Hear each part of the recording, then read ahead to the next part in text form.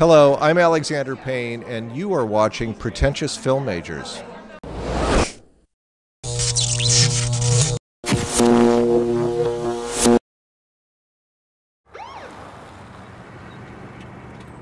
So you told the sheriff that you were walking to Nebraska.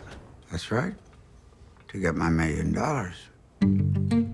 This is Woody Grant.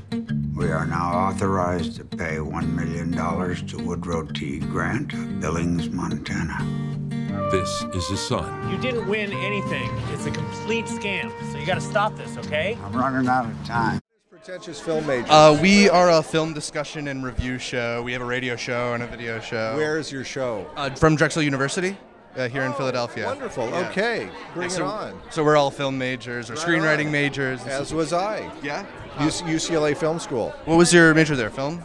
I was grad school. I got my MFA in film production. How do you feel that film school education benefited you as a filmmaker? Take college, for example. Yeah. You could sit at home and read all those books and save those $50,000 a year, but would you? No. So you pay people $50,000 a year to make you do those things and to give you this. And same with film. Even though I wanted to be a filmmaker, I still needed, I didn't have any experience, I still needed to go to film school and have that structure, and most importantly be placed with other people who wanted it as badly as I. It's really, in school, it's your fellow students who make the big difference. Totally. So, and you're from Nebraska. The movie called Nebraska was filmed in Nebraska. What was it like to be able to go home and work on a film? Well, it felt good, and you may know that my first 3 features were shot there, Citizen Ruth Election and About Schmidt, and then I had made 2 films outside of the state, what were the Descendants and Sideways, so I was anxious to get back. And usually I shoot in Omaha, so Omaha to Nebraska is kind of like saying Philadelphia and the rest of the state, except maybe Pittsburgh. So it was a nice excuse to get into rural Nebraska and poke around. Totally. So I also wanted to ask, it's been 14 years since election, and you've been going down this... Why do you have to bring that up? I know, it feels like a while, right?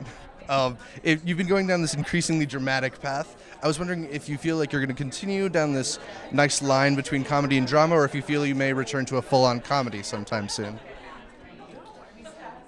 You've been talking to my mom or something? My mom, like I showed her Nebraska, she goes, yeah, it's okay, it's a little slow. Why can't you make one more like Election? It would be funny. And Election still is the one I get the most compliments on. You know what? It's all about the screenplay, the story you're telling, and Election came from that book, that fine book, and Jim Taylor and I, my co-writer, at a certain place, and it just suggested, the book suggested that comedy with that rhythm and that cynical bite. Since then, I've been serving other stories which suggest other visual styles and other rhythms. I think in all of them, though, there's always, I still refer to them all as comedies. They're maybe just drier comedies. Like, you probably haven't seen this one. Are you going to get to see this one tonight? Yeah. Okay, so we should talk maybe afterwards if you want to. I would totally be or down. ask a question from the audience or something, because there's a Q&A. But another thing is, I'm 52, and I still want to make comedies, out-and-out comedies, but also just other stuff in life starts that you want to go, well, there's this and this. It'd be nice to kind of include those shadings, but always with a light touch.